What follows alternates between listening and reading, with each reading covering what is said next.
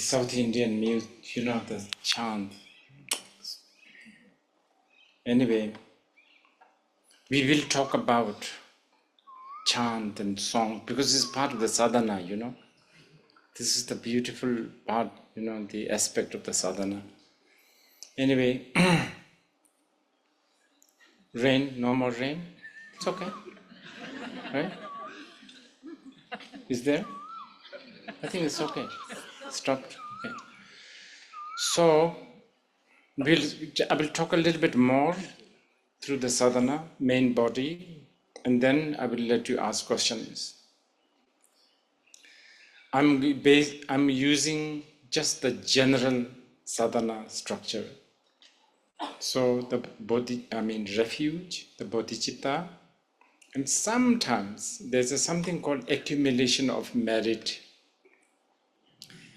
The English word merit probably is not doing the justice. In Tibetan we call it sonam.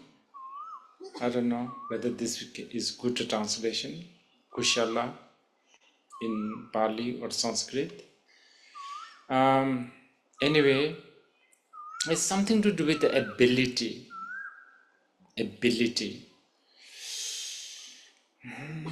Maybe merit is okay. It's like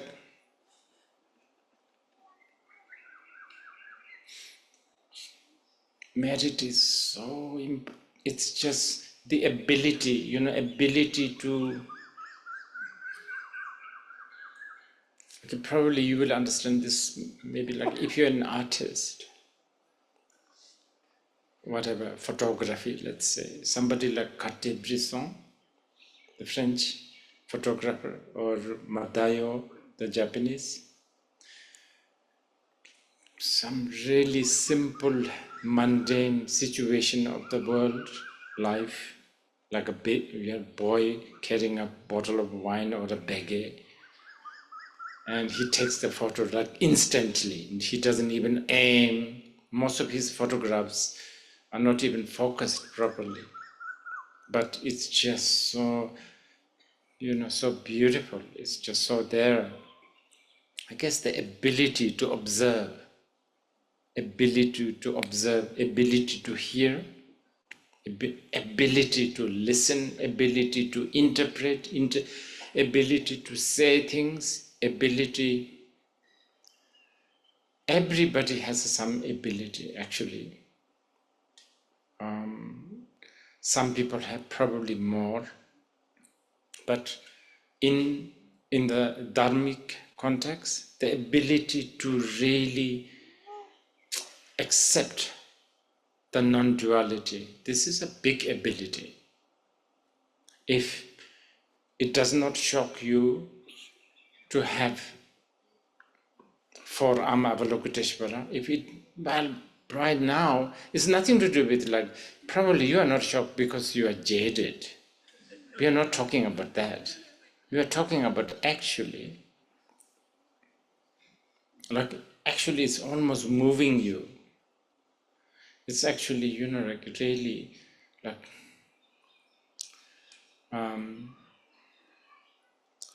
exciting you almost. It's an ability to really reap the profit. There's just so much harvest, there's so much things to harvest. Anywhere you grab, there's something that you can just grab there, free of charge even. Ability to really. This is actually taught in the sutras a lot. Ability to understand, but mainly ability to really appreciate and understand and like and love and adore shunyata, or dependent arising. When we, even on the intellectual level, that's quite a big ability.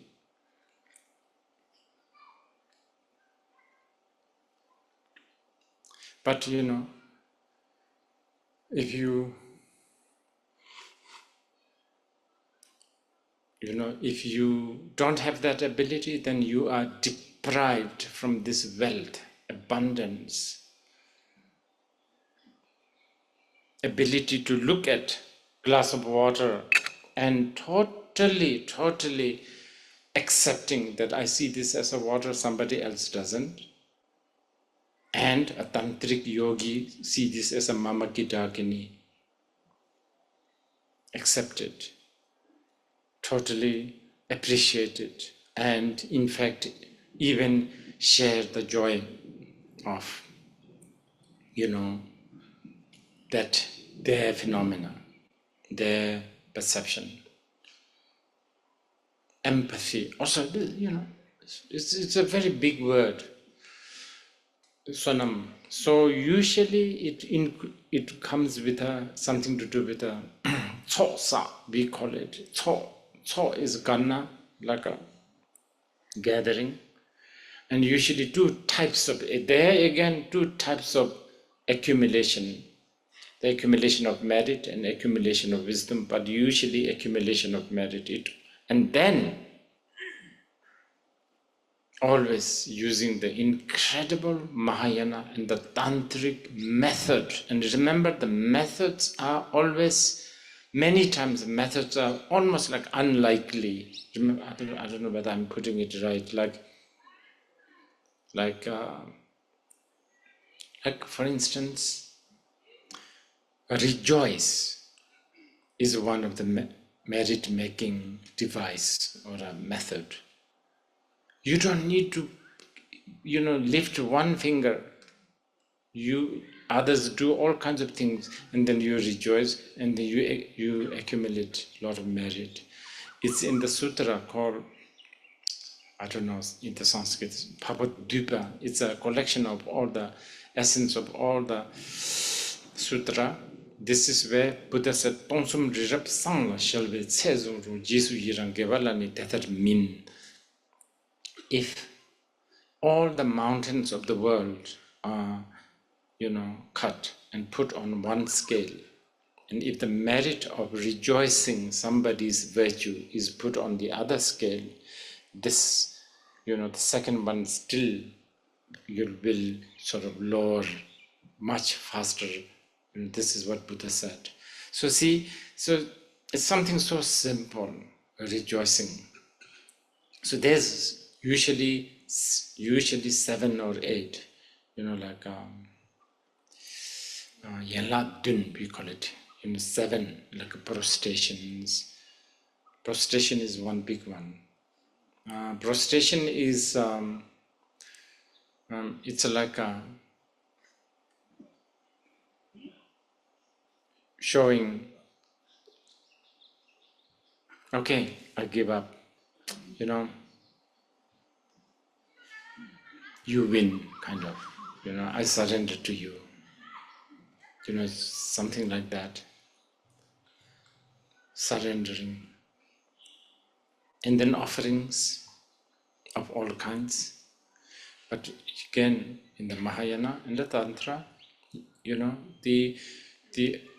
the actual offerings such as flowers, incense, that you can actually get it physically, but more importantly, the visualized, manifested. You can visualize quantities, like the whole world's, I don't know, pedicure, manicure shops. It doesn't matter, whatever comes in your mind, whatever is valuable for you. Like for me, pedicure, manicure, I had never been in one.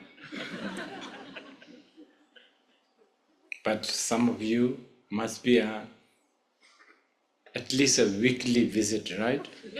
So it's important. So whatever, we tend to think gold is precious, so gold. But under Yoga Tantra, now, okay, even the offerings has a hierarchy. Flowers, incense, okay, sort of. kindergarten level offerings. Then bigger, more advanced. Your nose, ear, eyes, the whole thing, just blood, whatever. And then higher, your anger, your distractions, your laziness. This is the method. How great is this? You like to sleep 12 hours? My laziness, I offer this. You are, accumulating merit by sleeping 12 hours. This is the tantra. It's called the path of bliss. Mind you, when you think like that, then your sleep will become less. It's always like this. Your laziness, your, procrastination, all of that is an offering, the highest. Okay, so, and also the turning the wheel of the Dharma, asking the Buddhas to teach. You can also ask a master to teach. You can also ask the Buddhas and Bodhisattvas. Very, very important method and a skillful method. You should not think like, oh, there is no Buddha or Bodhisattvas I can ask.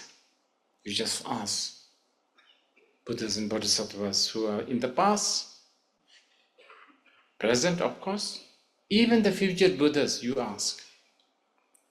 Oh, I almost forgot something so incredible about Buddha Dharma, especially especially in the Tantra. You confess, not the right word, shapa, we call it, like purification of misdeeds, confession. We even confess the misdeeds that hasn't happened even.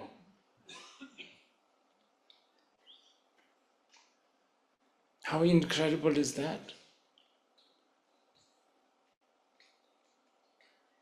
A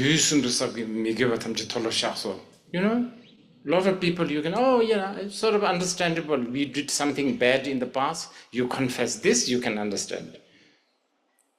But we confess even the misdeeds that we will be doing in the future. Tantra. This is the wealth of the tantric wisdom. Okay, so there's the accumulation of merit. Okay, now normally begins with the main part of the sadhana. So main part of the sadhana always begins with you can call it meditation or dwelling, invocation, acknowledgement of shunyata. And we do that in many different ways. You can even, if you are someone who who needs lots of foreplay, then you can think like, okay, everything is my perception. Nothing really exists outside. It's true. People, sometimes I feel somebody's bad, but someone else thinks he's good. So this proves that this badness is actually not there. Like that. If you have time, and if you are those kind of people who likes foreplays, and if you're kind of those who are kind of like not easily aroused, I guess. So you need a lot of that. But if you are more confident with your practice and your view, by then you have developed a certain confidence with the shunyata, then You can either chant the mantra such as Om Svabhava Shuddha Sarva Dharma Svabhava Shuddho Hang, or Om Mahashunyata Jana Vajra Svabhava Emaku Hang, or Om, or nothing. You just,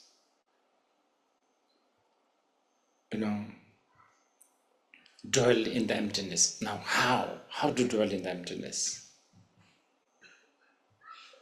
Of course, obviously, you do not construct emptiness, because then it's a self-defeating. Emptiness is not like a bulldozer that goes around and destroy everything, cut the trees, clear the things. No.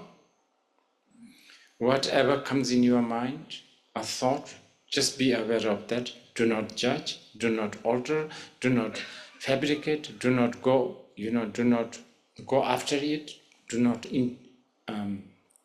entangle with it. Just know that. If you are a beginner practitioner, you will not be able to dwell on that for more than 2 seconds. That's good enough. 2 seconds of dwelling on this state, I think, will dismantle at least 1 eon's defilement. Really. It's already confusing the chain of thoughts.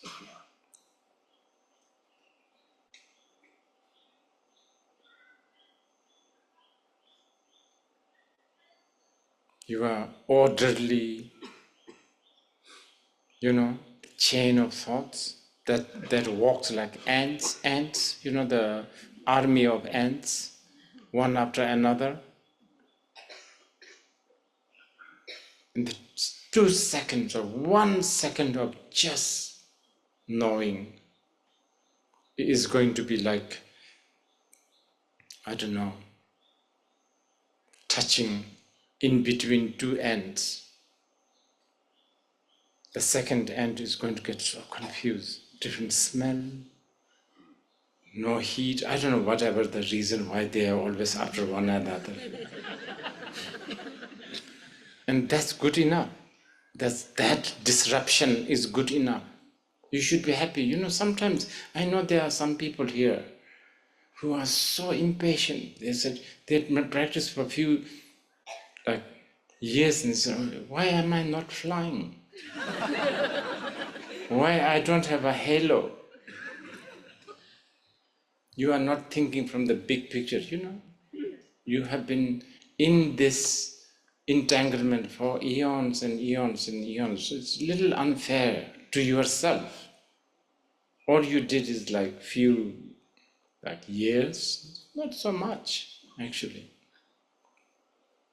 So that's it.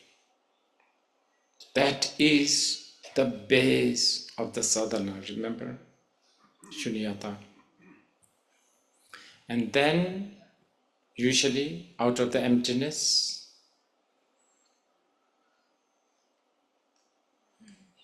a lotus always comes. Or a seed syllable, but lotus usually.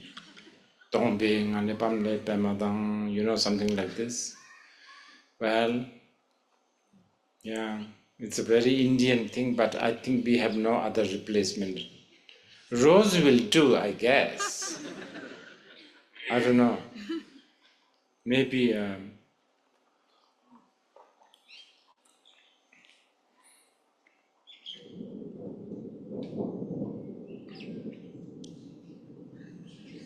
lotus, yeah.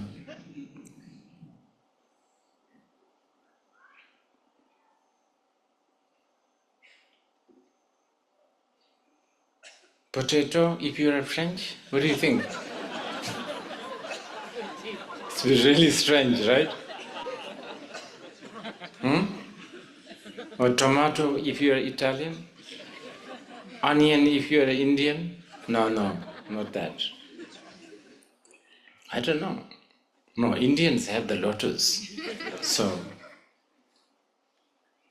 but I'm just telling you the culture thing. But some of this cultural thing has some significance. Like the lotus is quite good because supposedly it is born from the mud, yet it is not stained, right? So there's that. The potato, I don't know whether this will work with the potato. I don't think so, right? Tomato works.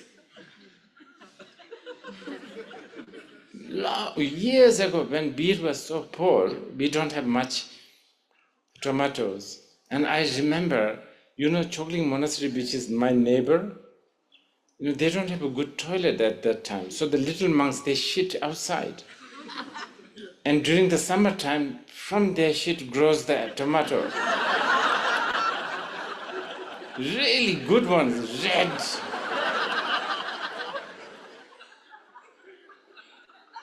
They look really good. Anyway, this is, what is it? Yeah, lotus usually. Okay. Then usually sun and moon also.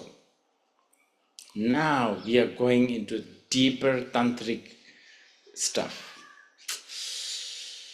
When we talk about sun and moon, actually even the lotus, but let's tonight just talk about the sun and moon, and then I will let you ask the question. The sun and moon business is such an important part of the tantric study.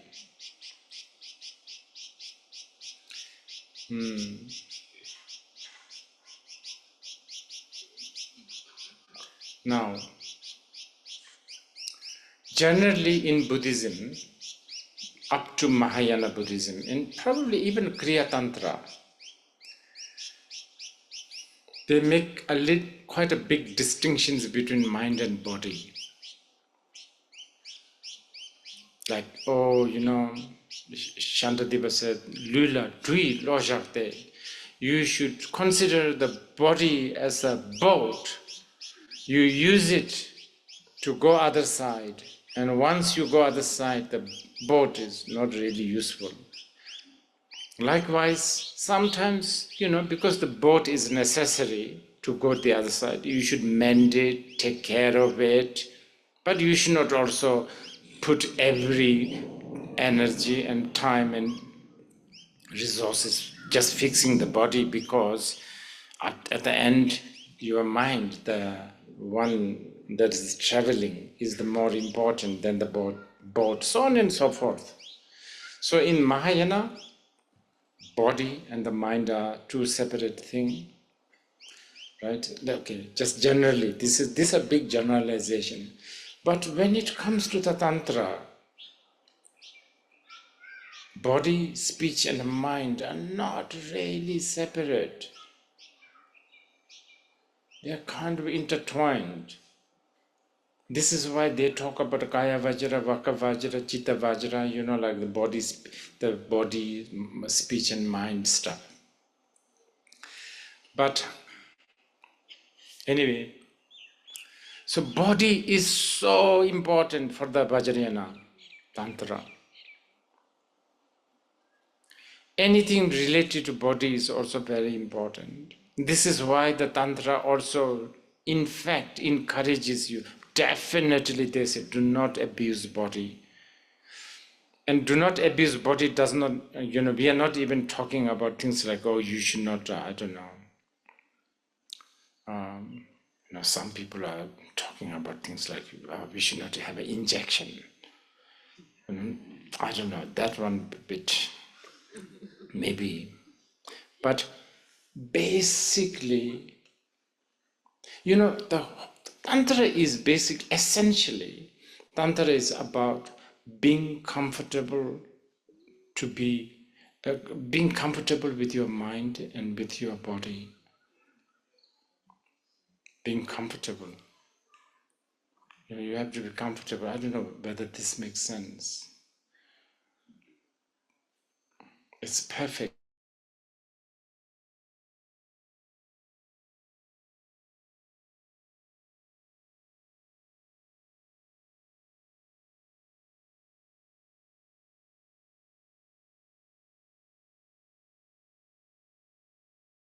Since here we need to sort of talk about complete sadhana. You have to bear this one.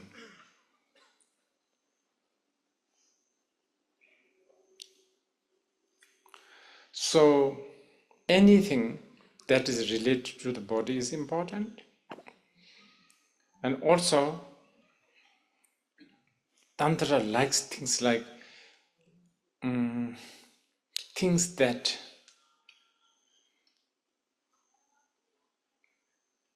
creates a result of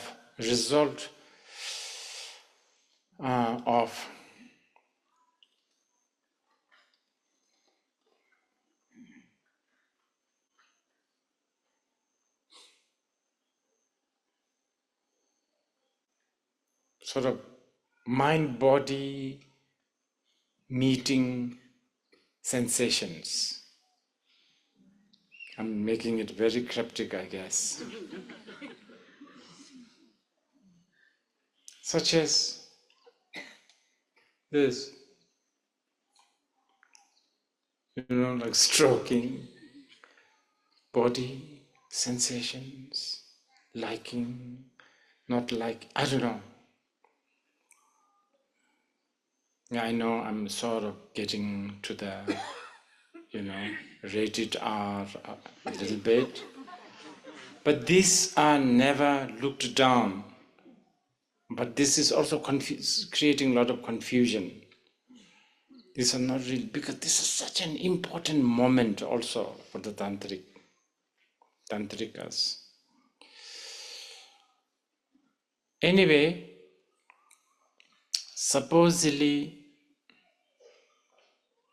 there's juice that flows in your body that travels through two different channels.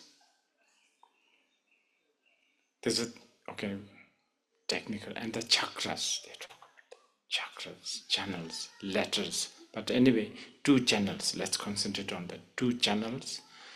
And through these two channels, a lot of energy, you can use the word energy if you are new agey. I think Tantra might want to use the word juice, liquid, probably even better, energy, of course. Even though the Chinese word qi seems to be quite good, interesting. And, even in the Mahayana, not Tantra, Mahayana, Chittamata school say, everything is just your mind. Remember? That's in the Mahayana. Everything is your mind, perception. You see something beautiful, it's just your mind. Something little bit close to, what is it? Cave allegory of Plato, right? Yeah, cave, I'm sure some of you know this. Slightly similar. But in the Tantra, remember, body, mind, and the speech are similar thing. So I don't know how to say this, but bluntly, crudely, I will say, not only everything is your mind, everything is also your body. So because of these two channels and the way it flows, this juice inside these two channels, sun and moon just happen to be there. So-called the outside, sun and moon. And this is such a big subject, because we have to learn about the waning and the waxing, and how this is related to the oceans, tide, and then it also relates to the monthly, well, usually people think it only happens to the female, but actually menstruation, right? It actually exists with everyone. And then this also interferes with the mood. When certain stage you don't want to be too obnoxious, I guess, moody, all of that. such an important engine of phenomena. So, okay, anyway, background of the sun and moon. Quite an important part of the tantric whatever. Usually, okay, lotus moon disk. It's like a rug used as a sitting on the moon and the sun, or a moon alone or a sun alone. But you just have to keep in mind it's not a sofa seat or a rug. It's just that you are just sitting on your perception, and especially important perception. And keep in mind that when we talk about a perception in the Tantra, it's not only mental perception. Remember, body, speech, and mind are sort of intertwined. And this is actually quite, it's good. Yeah, it is very, very comfortable. Whenever biologists and DNA people talk about it, I feel very comfortable.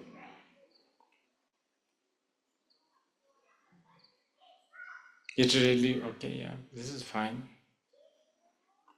So, okay, that's it. I'll let you ask questions now.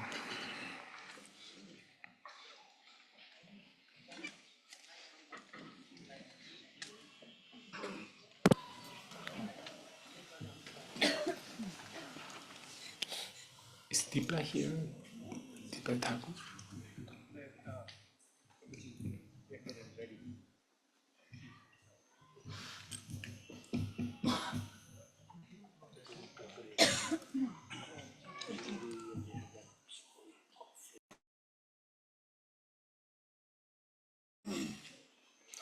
Okay, okay.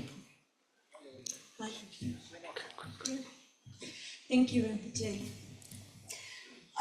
Can you speak a little bit about speech and the throat chakra? Okay, we will talk about a mantra because that's a part of the sadhana. So, yeah, are you coming back tomorrow? Yes, but Okay. I'm wondering also about the syllable and Yes, definitely we will cover this. And can someone remind me tomorrow morning? We will start from the Vajra, the Vajra, the Vajra. So we will start from there. Okay. Maybe just pass it. Rinpoche, it will be a little technical question about, can you please explain in more detail what is luminosity? Cell, basically. Luminosity. Because I think there are a lot of misunderstanding of this term. Yes, this is a big question.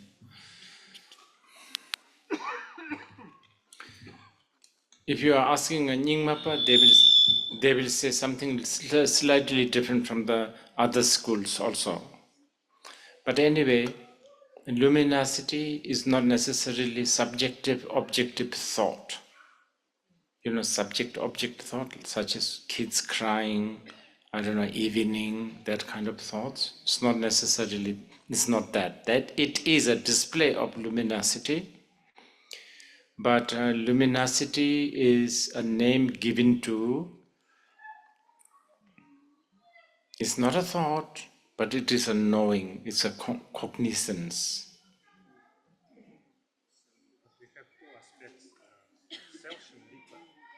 Yes, that's what I mean. That's you are talking about the Nyingmapa's term.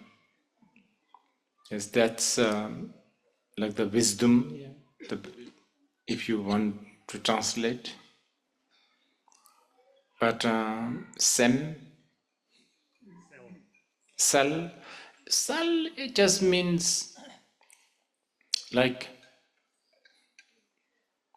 it's definitely not a flashlight kind of cell. Even the darkness is a cell. Even the darkness you cognize, you notice. You understand? Yeah, so cell. Okay, I will answer you in a very academic way. The cell is really described by Chittamata school, Samtsamba, very well. Subject and object are interdependent. That is quite a good description of cell. So, you know, it's like before you know me, I never exist for you. That's the cell. You understand? Yeah. What's the color of my underwear right now? There you go. It's not cell. It's not luminous to you.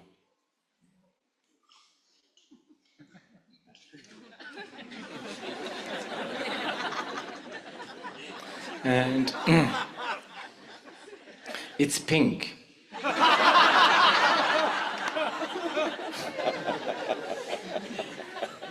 And now there's a lot of cell in your head. Oh, who am I listening to? Am I in a right place? Stuff like this. So that is all a cell becoming bigger. Okay, one or two more questions.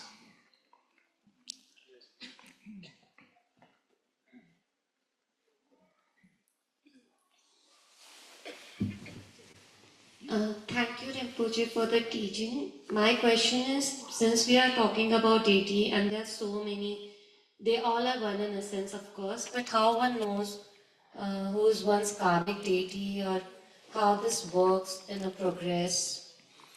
It's just like how you choose a partner.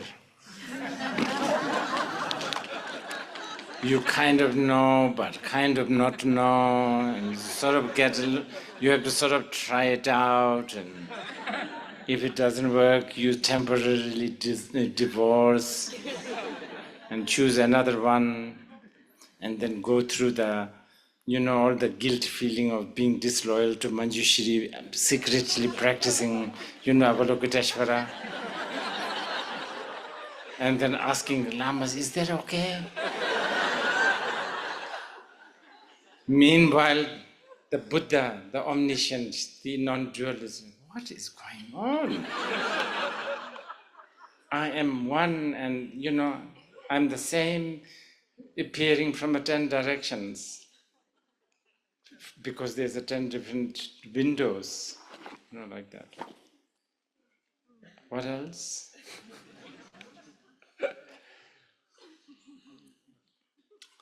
Okay, Sanji. What are you going to ask me?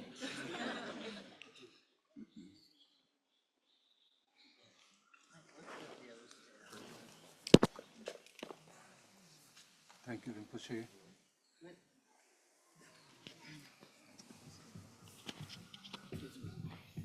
Rinpoche, from the tantric point of view, how should one understand the meaning of the English word simultaneity? And what is the role of time in that? Actually, important. There is no two. So actually the simultaneous is convenient. It's a made-up language. It's like Bardo, that people have been talking. Bardo means in between, right? But actually, so when we talk about in between, there's this and there's this. So in between is this. But actually there's no this, no this. So there's no Bardo. There's just no time, remember? So it's a bit like this. So, but having said all of that,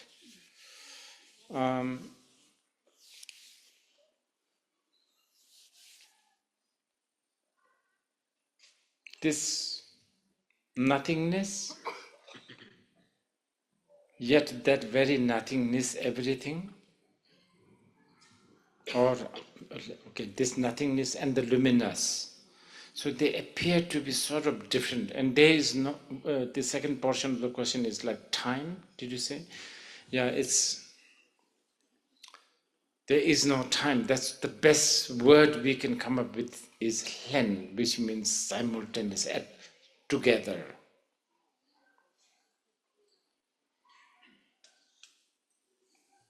These are the challenges of trying to interpret one culture's thinking. Yeah, because when you talk about the time, you are talking about this department of the duality. So I'm talking about Shahaja, and for the sake of awakening ourselves, we need to talk about it. But when we talk about it, the language all belongs to this department. So we have to use the tools of this to describe this. This is why actually Shakyamuni Buddha, immediately after he achieved enlightenment, he said, I will remember the subject of the you know, this sentence where he said, profound, brilliant, just truth that I have discovered, but nobody is going to hear. Therefore, I am not going to speak. Now, many people interpret this as, okay, just straightforward. Nobody's going to understand, I'm not teaching. But in the Tantra, according to the Tantric people, they will say, that's it. This was his teaching. And in fact, it is the teaching that all teachings are supposed to end up with. So supposedly stories he cannot teach, nobody's going to hear. And then the, Indians, they always have the stories. Indra, the Brahma, they comes, oh, no, don't do that. You know how you have promised yourself for eons, you are going to benefit here, there. So they requested. I hope I answered your question. Looks like you are not satisfied. I'm still trying to feel. Okay. That's a good response. Actually, this is the best. Feel. You can really actually feel it, but you cannot. It's like, it's in the Tantra again. Like a dumb eating sweet, you should chew. Don't know how to say it because it's dumb. So don't know how to say it's sweet to others, but he knows.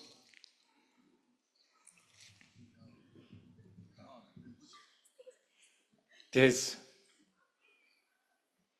okay, after this maybe Badri.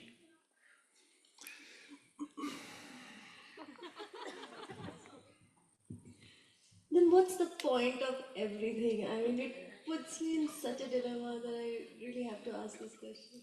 What's the point of? Like, anything. I mean,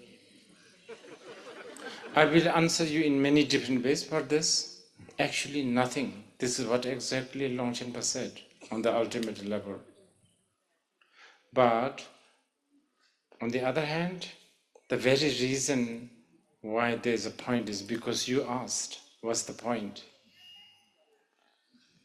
There is a longing for a point, a purpose. And this is because you know, because you are not dwelling on that sahaja. You are dwelling on this. So there's a lot of points. Okay? Vajri, here? Oh, yeah. In tantric practice, the symbols, the language, I guess even the thoughts we have, you said that they depend a lot on cultural context. And I'm just trying to understand if we switch our perception that we have of things, like of an object, of even words perhaps, of even actions perhaps. Is that what potentially makes anything skillful or unskillful, our relationship with the thing, not necessarily the cultural agreed upon meaning of it, but its meaning to us? I think I'm getting what you are saying. Yes, actually, but the other way, not switch, you might as well not switch. Did you say switch the perception? Like No, I didn't say sweets. switch. Switch, yes, switch. Yes, switch. Yes. Exactly. Actually, no need. Because it's an extra effort. Why do that? That's what the tantric would say. Just keep it like that. But I guess you may hear it as that's a switching, which is fine then. That's exactly, you can even say to me, oh, aren't we switching from 2 arms to the 4 arms? Okay, in that case, fine. Thank you. Okay, they'll take. After this, we will, please keep your questions. We will have a lot of time. And after this, we finish. There's something going on. Thank you, Rinpoche. While doing sadhana, one always refers to some detailed liturgy and instruction saying that you need to visualize this first, and then you need to chant this 3 times, and then this symbol and that symbol, and you have to offer these substances, etc. And sometimes one is torn between whether one needs to follow that to the letter, or can one improvise based on contingencies. Like for instance, I've heard you also say that if you don't have this particular substance, you may offer this instead. Yes. Remember, wisdom and method. Always keep that in mind. This is a really, really important. So important. My own guru, Japjit Guchen Rinpoche, is a really good example. He can be very fussy with all this substance. Everything has to be in order. But at the same time, sometimes he would just use an apple and give initiations, using the apple as the substance. The elegance, outrageousness, and bravery, courage of knowing, And this is a very big advice from like Guru Rinpoche. Not to, your action as subtle as flower, your view as vast as sky. Oh, so many. There's so many, And this is actually, forget Tantra, even in the Mahayana, even the Prasangika Madhyamikan, Uma Thanjurwa, one of the most important quality of Uma Thanjurwa is Tongpa Nila Jaje Rungwa, meaning you accept the Shunyata, but you also never violate the order of cause and effect. This is the beauty of the Aprasangika Madhyamikan. This is so magical, it's really good. Nothing truly exists, but 1 is before 2, 2 is in between 1 and 3. And and 1, 2, 3 are all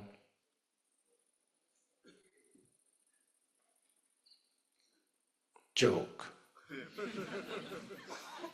It still works. Okay, let's. So we come 7. Is that okay? Not too early for some of you? Really? I might end up, like. Okay, then 7 in the morning. That's it? We finished?